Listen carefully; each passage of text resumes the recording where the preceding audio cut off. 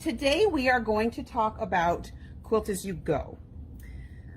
There are lots of ways to get there with quilt-as-you-go. Scrap quilts are kind of my favorite thing to do with this technique because I don't have to measure things, I don't have to line things up, I don't have to flip and fold and those sorts of things. I've done two different blocks with two different stabilizing options, and we're going to talk about both of those too. We also have a couple of tools that are going to make this easier. And we're going to show you a couple of different pre-made kits that are already printed, that already have designs, that already have shape. You can also just start with a design and draw it out onto either, I like single-sided fusible fleece for this. You can also use double-sided fusible fleece, but then you have to cover up your fusible.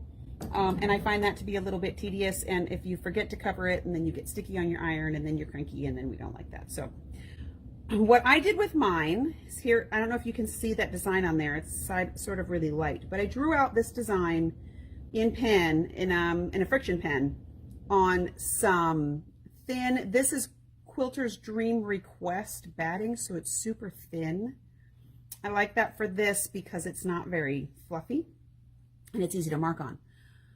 Or you can use single-sided fusible. What you would do with the single-sided fusible is the same thing. You draw your design on here. If you're not going to use a design and you're just going to scrap quilt it, then don't draw anything.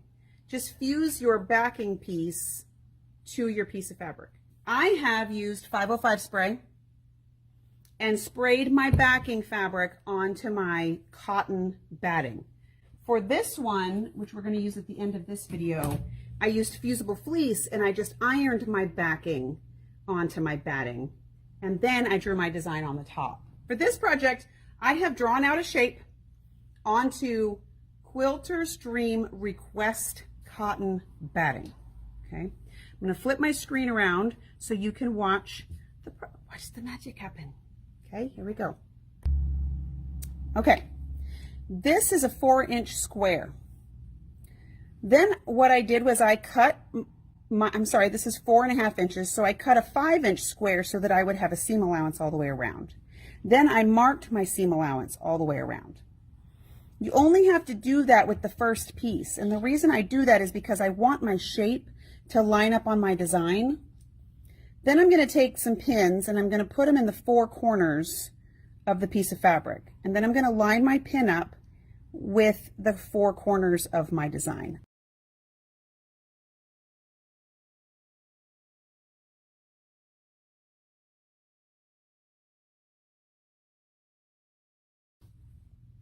Next, I'm going to take a piece of fabric that matches the same width as my block, and this is the shape that we're going to fill in. So this is a little like foundation piecing. So I've cut my pieces to match my block, and I want to make sure that it goes over the top up here. I'm going to put a pin in. Again, I'm going to put my pin way out of the way of where there's no chance of me sewing over it. And I'm going to line up both. Then I'm going to use my 1/4-inch foot and I'm going to sew along these 2 lines first. So I've got my 1/4-inch foot on my machine and I'm going to sew along the edge. And you don't want to sew too far past this line here because you're going to see the quilting on the back.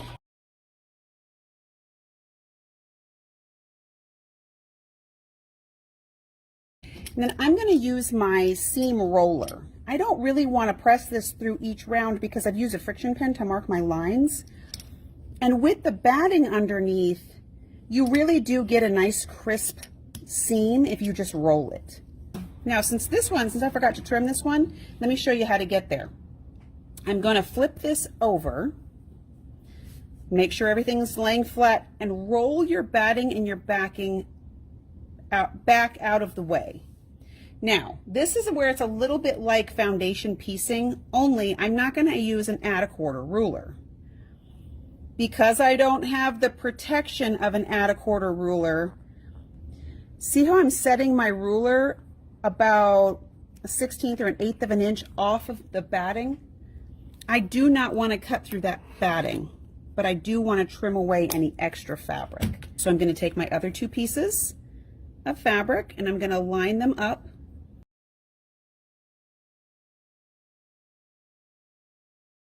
I'm going to go back to my machine and I'm going to sew a 1/4 inch seam allowance.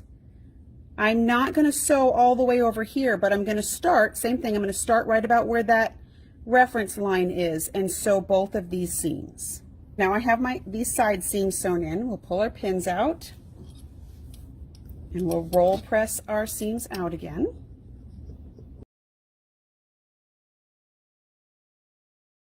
Okay, so now I have this sort of messy angle. I'm going to flip this over, pull my fabric back where I can see my line, right? So here's my pattern line. Same thing, we will line up our ruler with about 1/8 of an inch over the edge and trim away anything that's hanging off outside that angle. And do all 4 sides.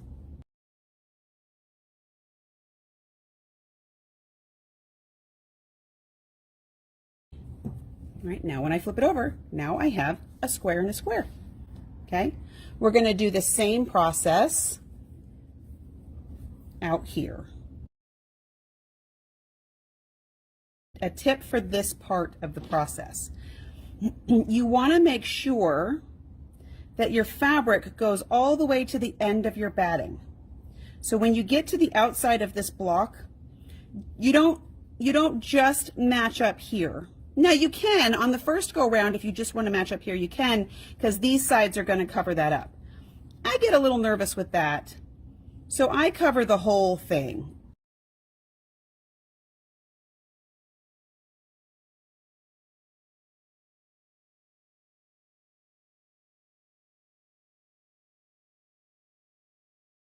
We have is a nice clean square, square and a square and a square. So here is my last corner, okay? A couple things you want to pay attention to. You want to make sure that your fabric covers the edge over here, which it does. And you also want to make sure that when you lay this on top, it covers the whole piece. You don't want to see this hanging out because it won't cover it.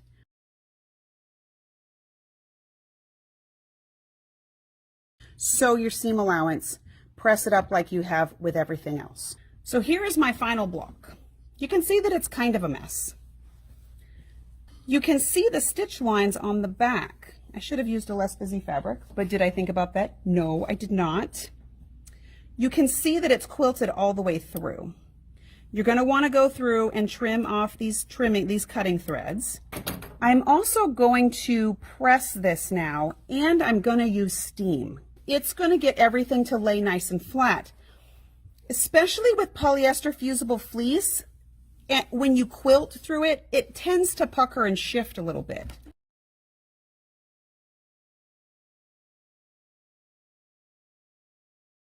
Now I started with a 12-inch piece of batting because I knew that I wanted to trim this down to, we're going to trim this down to a 10-inch block. Because by the time you do all this piecing, you're not going to end up with the same size as you started with.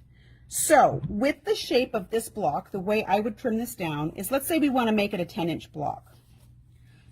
Since my quilt is on point, this is a 12.5-inch square ruler. It's important to have square rulers that are bigger than what you normally do. If I know that I want my block to trim out to 10 inches, the easiest way to get there is to line up my 5. The line from my 5 is all the way through the top point and the bottom point. I'm going to shift it so that the line goes right through here and through here.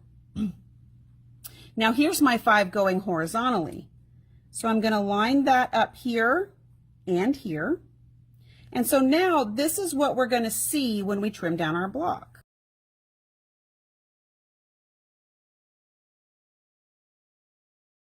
This is if you want to just make this pattern and make some placemats, now all you have to do is bind it. If you want to make a bunch of quilt blocks that turn out like this, make them all. So what I like to do if I'm going to do quilt as I go, especially if I'm going to do scrappy blocks, I'll make them and I'll throw them in a box. This is how you do a quilt as you go block. Okay, now let's talk about what we used in the video. So are you ready to go make some stuff? What you're going to want is the seam roller, fusible fleece, okay, so 505 spray, Now, just to make it easy on you, these kits are super fun. So these kits come with the design already drawn on them, and you need backing fabric and you need the fabric to go on the top, but the stabilizer, the Fusible fleece, actually has the lines already printed on it. So what I have is 2 different pet placemats. Look how cute these are. Grab you some kits, get you a couple of basic tools, go have fun. We'll see you later. Bye-bye.